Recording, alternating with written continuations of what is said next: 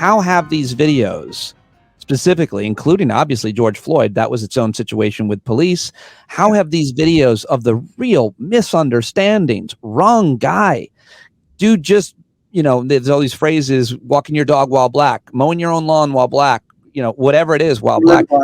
While black, yeah.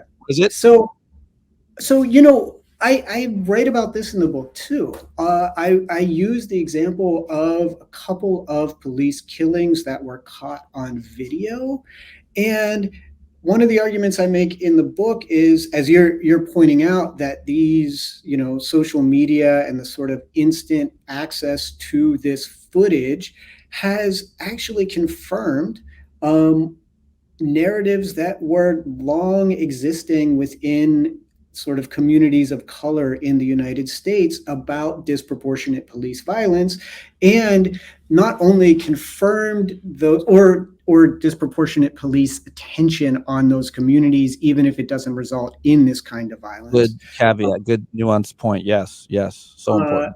And with this disproportionate attention, it can lead to violence, but this disproportionate attention was often not believed, right? So I think, if I tell folks the story about the cops being called on my dad or my uncle, and I'm often met with disbelief. If I tell white families, if I tell black folks this, they're like, yes, of course, right? Like, yes, we know this happens.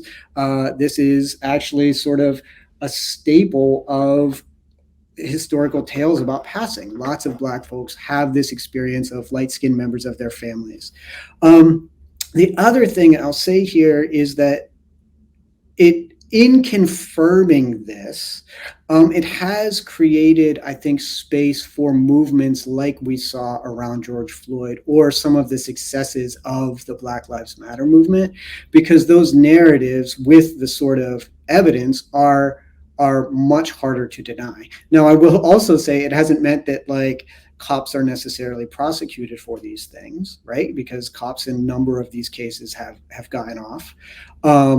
But I do think it is harder to deny the sort of reality of your eyes in the face of these kinds of videos proliferating.